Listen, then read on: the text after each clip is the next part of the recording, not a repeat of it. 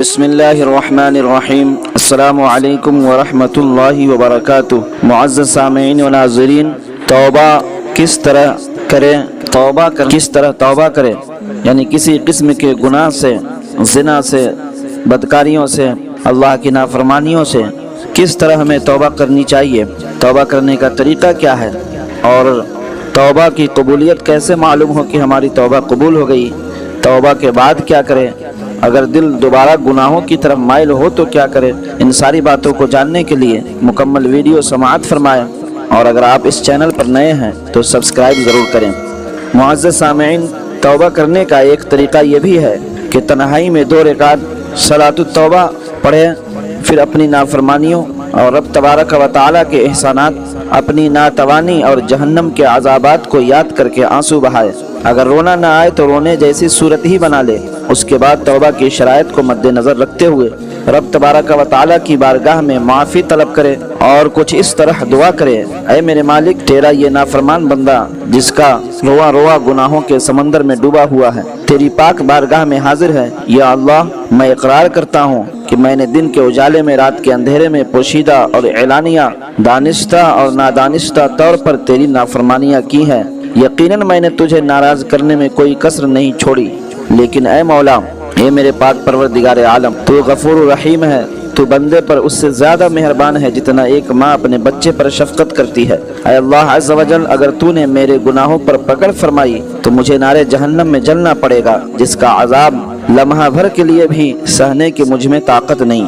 اے اللہ عز و جل، میں صدق دل سے تیری بارگاہ میں اپنے گناہوں سے توبہ کرتا ہوں۔ یا اللہ عز و جل، میری ناتوانی پر رحم فرما۔ اے میرے پروردگار عالم، میرے گناہوں کو معاف فرما۔ اے میرے پروردگار عالم، میرے گناہوں کو معاف فرما۔ اے میرے مولا عز و جل، مجھے سچی توبہ کی توفیق دے۔ جو عبادات ادا ہونے سے رہ گئیں انہیں ادا کرنے کی ہمت دے دے۔ جن بندوں کے حقوق میں نے تلف کیے ہیں ان سے بھی معافی مانگنے کا حوصلہ عطا فرما۔ اے اللہ عز و جل، تو ہر شے پر قادر ہے، تو انہیں مجھ سے راضی فرما دے۔ یا اللہ عز و جل، مجھے آئندہ زندگی میں گناہوں سے بچنے پر استقامت عطا فرما۔ اے اللہ، مجھے اپنے خوف سے معمور دل، رونے والی آنکھ اور لرزنے والا بدن عطا فرما۔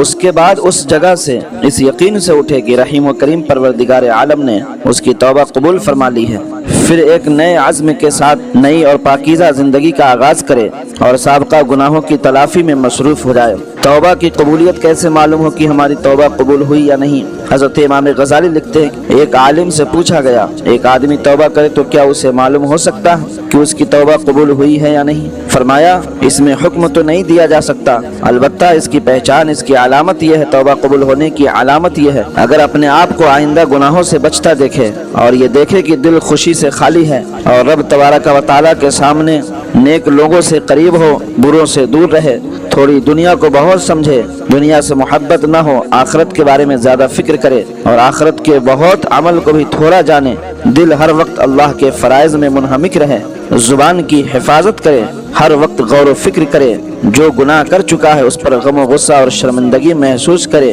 تو سمجھ لو کہ توبہ قبول ہو گئی ہے۔ یہ توبہ قبول ہونے کی علامت ہے۔